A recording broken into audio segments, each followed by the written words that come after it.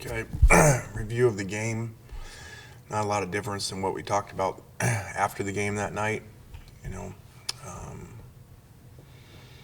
had a chance. Best team in the country. Had them on the ropes for a while, and when you do that, you got to make the plays.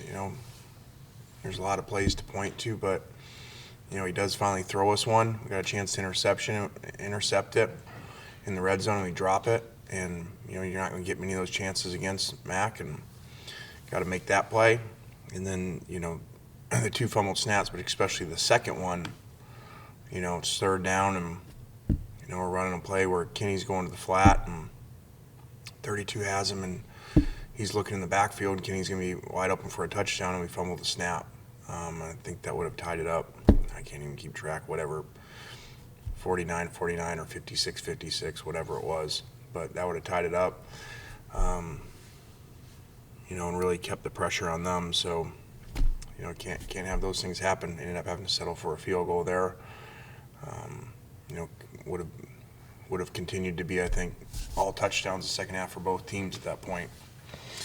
So they got a really good team and great players, great coaching, and had a chance to beat them in our first year here. So,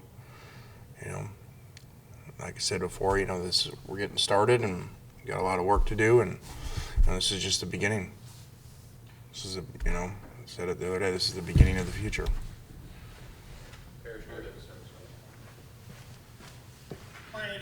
One of the talking points to come out of Alabama's post-game the other night was apparently Coach Saban's belief that you may have had his defensive signals.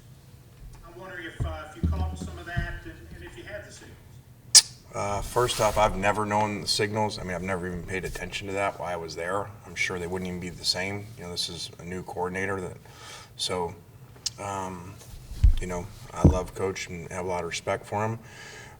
But if you understand tempo, a signal wouldn't help us. We call the play basically before the last play is even over, before they even mark the ball. We call our play. Then they scramble to get a play call. They're just trying to get their guys lined up. So it wouldn't do us any good. We're already, by the time someone would relay that to us, we're already, snapping the ball. So I don't know where that came from. And people do it.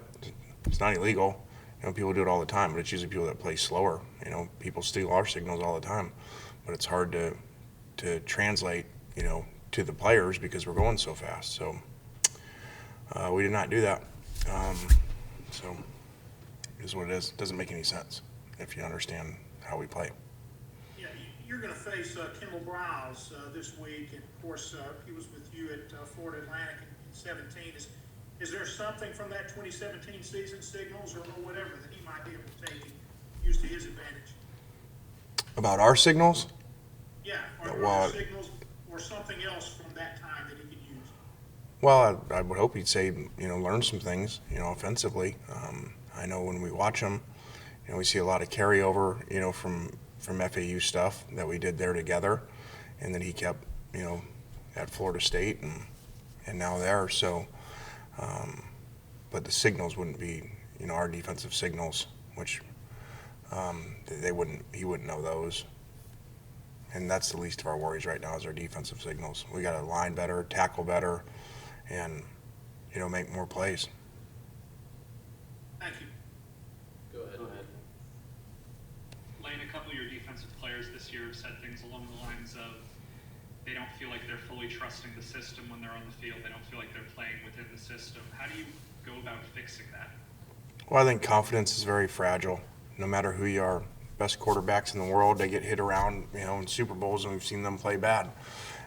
So I've always said that, and I think when you're in a run like this where we're struggling, in that phase of the game, it's hard, and we're playing, some great players, a lot of first-round picks we're trying to cover there. So,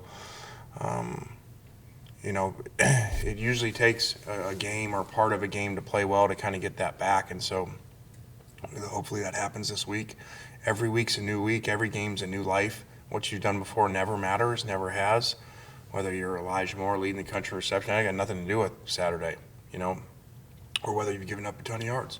It's all new, and that's why they play the games. It's why, people think games are going to be one way, and they're completely different because you got to show up. So I look for us to play much better this week on defense.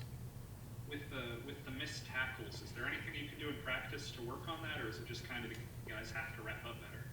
No, I mean, we do tackling on Tuesdays tomorrow, and even part of our service period, which I don't think many people do. So we just got to continue to work on that. I think in general, this is no excuse. I think in general we're seeing defenses struggle in general around the country, and especially the SEC. I don't know if that's a product of missing spring ball, and that's more important for defense than offense. But I've heard a lot of defensive coaches, say they're struggling, or I just read something about how many SEC teams are in the bottom half of rankings, which is very unusual. Usually, the SEC is extremely hard to move the ball, especially to run the ball. Go ahead, David. Lane, you guys hosted a number of recruits virtually on Saturday in this kind of weirdness of COVID.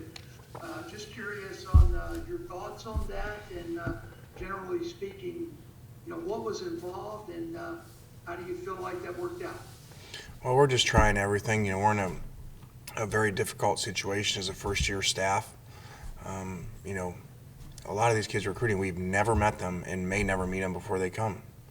So, and it's hard. Usually they want to go to the kind of established programs right now if they can't visit anywhere because, that's what you do. You come to the programs that are building like us normally because of relationships, because you went there, you loved the campus, you loved the staff, the head coach or position coach, whatever it is. So, we're just trying everything that we can.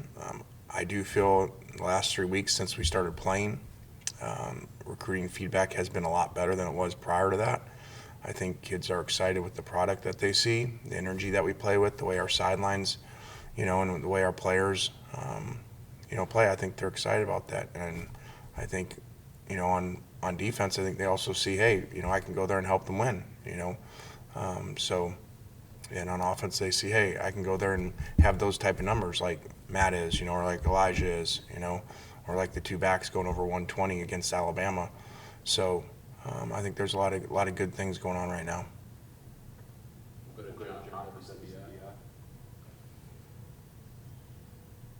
Lane, based on the first couple of weeks and even last night, how would you kind of assess Matt's progression running this offense?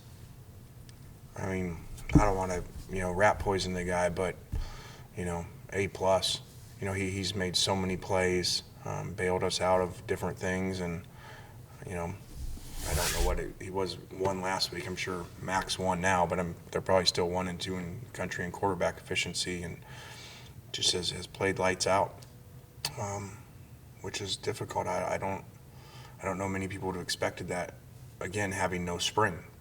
In a quarterback competition. It's not like he's, established starter in the third year of a system. This is all new for him.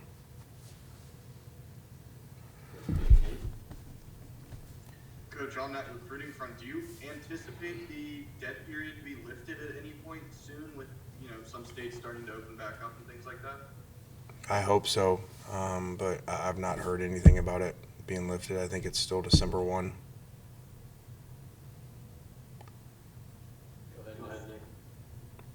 I know it was disappointing to have to kick that field goal in the fourth quarter, but for Luke, how valuable was it to just get one through the uprights to start the year?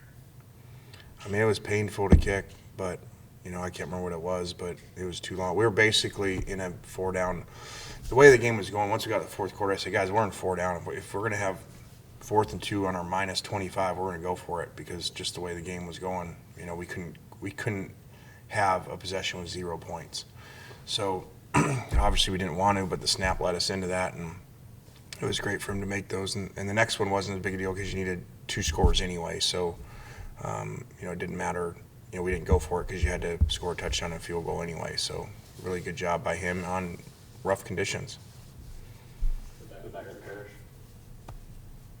Lane, I know you had other people interested in you last December. I'm wondering if you or your representation had conversations with Arkansas and maybe what you thought about that job. Oh, we did. I'm not going to get into complete detail about that. I knew that the athletic director actually from interviewing with him at Houston, so I knew him before. I think he does a great job, great guy to work for. And so I think they got some really good young players that you're seeing, kind of like us, some on offense as well. And they're doing a great job. I mean, they very easily could have won last week against an established program like Auburn.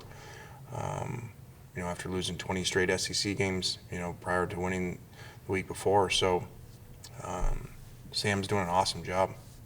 And their defense, for a defense really bad last year statistically, is doing a great job. What have you thought specifically about Felipe Franks in that offense? Obviously they go fast. There's similarities in that. He's done a really good job coming over there, which is tough because he had no spring ball as well. So, they're doing a really good job. Go ahead, Nate. Yeah, Lane, do you anticipate having Jacquez Jones back this weekend? I hope so. That was, we missed him, and he'd rotate in there. Mullen's done a good job starting, but those guys rotate and play special teams, so I think they play better when both guys are there.